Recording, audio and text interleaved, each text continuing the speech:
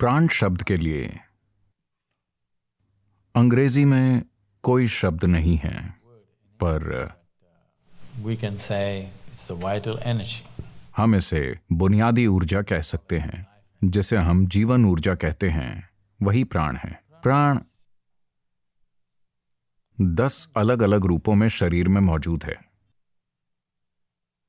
पर समझने के लिए हम बस 5 पर ध्यान देंगे।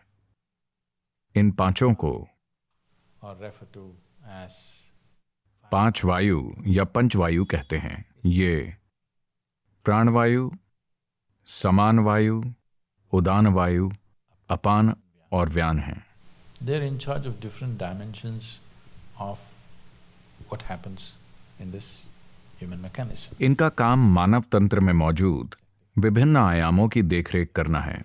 अगर इस विषय की गहराई में जाएं तो वो अंतहीन हो जाएगा। मैं कम से कम शब्दों में इसे समझाने की कोशिश कर रहा हूं।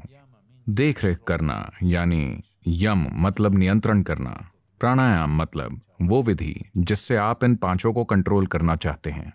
क्योंकि आपका शरीर कैसे काम करता है, आपका मन कैसे काम करता है, पूरा शारीरिक ढांचा कैसा है, ये मानव तंत्र कैसे काम करता है, ये प्राण ऊर्जा से तय होता है। ये एक ऊर्जा है, ये एक बुद्धिमान ऊर्जा है, यानी इसमें एक खास मात्रा में याददाश्त है। हर इंसान के कर्मों की याददाश्त इस ऊर्जा पर छपी होती है। तो हर इंसान में प्राण अलग तरीके से काम करता है, हर व्यक्ति के लिए बिल्कुल अलग। ये बिजली की तरह नहीं है। बिजली स्मार्ट नहीं होती, उससे रोशनी होती है। रोशनी का बल्ब और कैमरा चल सकता है, इससे एयर कंडीशनिंग चल सकती है, ये लाख चीजें कर सकती है, पर अपनी बुद्धि के कारण नहीं। ये एक ही काम करती है हमेशा। किसी विशेष उपकरण के कारण एक निश्चित चीज होती है। पर मैं आपको बता रहा हूं, यह भविष्य में होगा कि आपके पास स्मार्ट बिजली हो सकती है। यह बहुत दूर नहीं है। अगले 50 वर्षों में आपके पास स्मार्ट ऊर्जा हो सकती है जो एक विशेष तरीके से व्यवहार करेगी। आप उससे खास तरीके का व्यवहार करवा पाएंगे क्योंकि आप उस पर याददाश्त छाप सकेंगे। तो ये एक बुद्धिमान ऊर्जा है। इसमें एक निश्चित मात्रा में छाप है। इस वजह से ये हर व्यक्ति में अलग तरीके से काम करती है। तो प्राणायाम का एक बहुत विशेष रूप वो होता है जिसमें हम विशेष रूप से किसी व्यक्ति के लिए कुछ डिजाइन करते हैं, क्योंकि वो एक अलग इंसान है। उसके लिए उस स्तर पर आने के लिए एक सामान्य प्राणायाम जरूरी है जो 5 वायुओं का ध्यान रखेगा।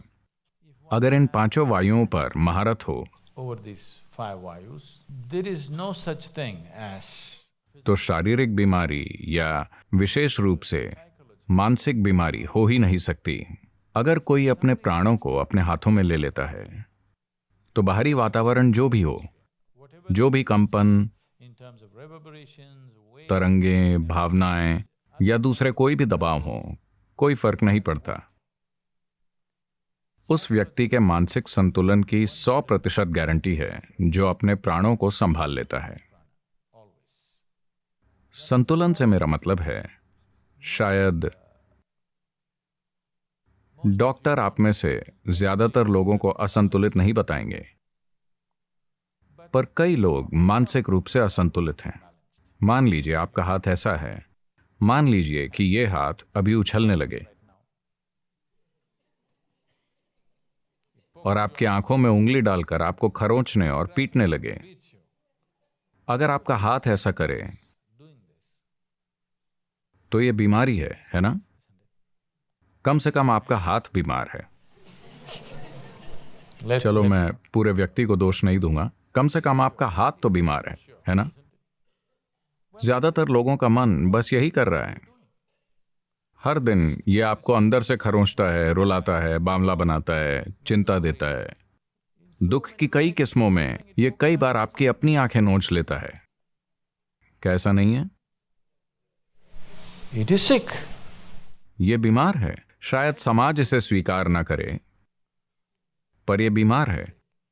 तो जो अपने प्राणों को अपने हाथों में ले लेता है वो 100% भरोसा कर सकता है कि उसका मानसिक संतुलन बना रहेगा। आप उसे नहीं हिला सकते। शारीरिक संतुलन भी होगा, पर शारीरिक बीमारियां कई कारणों से हो सकती हैं। एक बात है इन्फेक्शन और दूसरे सूक्ष्म जीव जो जीना चाहते हैं। हाँ, वो जीना चाहते हैं।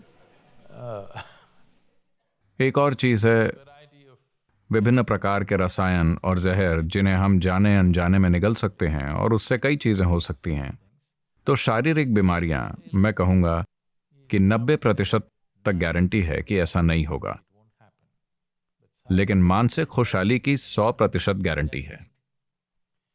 अगर आप मानसिक रूप से बिल्कुल ठीक हैं तो 10% शारीरिक समस्याएं कोई समस्या नहीं होती। वो कोई समस्या ही नहीं है। ज्यादातर समय शरीर में जो छोटी मोटी चीजें होती हैं उनसे फर्क नहीं पड़ता। आपके मन में जो प्रतिक्रिया होती है वही समस्या है ना? हाँ या ना? तो प्राणायाम मतलब आप बुनियादी ताकतों को अपने हाथों में लेना चाहते हैं। जैसा कि मैंने कहा, उनमें अपनी बुद्धि है, उन सभी में। जन्म के दौरान, गर्भधारण के बाद वो नवजात शिशु में जैसे प्रवेश करते हैं और वो मृत शरीर को जैसे छोड़ते हैं, इससे साफ पता चलता है कि उनमें अपनी एक बुद्धि है। जब तक आप इस बारे में बहुत सचेत नहीं होते तब तक आप इस पर ध्यान नहीं दे सकते। अगर आप मुझसे पूछें तो ये अपने आप में एक दुनिया है। इसके लिए एक खास स्तर का ध्यान देना होगा। शायद ध्यान शब्द से बात स्पष्ट ना हो। मैं ध्यान शब्द का उपयोग कर रहा हूं क्योंकि दूसरे शब्दों के गलत अर्थ लगाए गए हैं। जागरूकता वगैरह शब्दों के गलत अर्थ लगाए गए हैं, तो मैं ध्यान शब्द का उपयोग कर रहा हूं। पर ध्यान शब्द से साफ पता नहीं चलता कि क्या जरूरी है। सिर्फ मानसिक सतर्कता काफी नहीं है, आपको वाकई ध्यान देना होगा। अगर आप खुद को ऐसा बना लें तो आप जान जाएंगे कि ये पांचों कैसे काम करते हैं।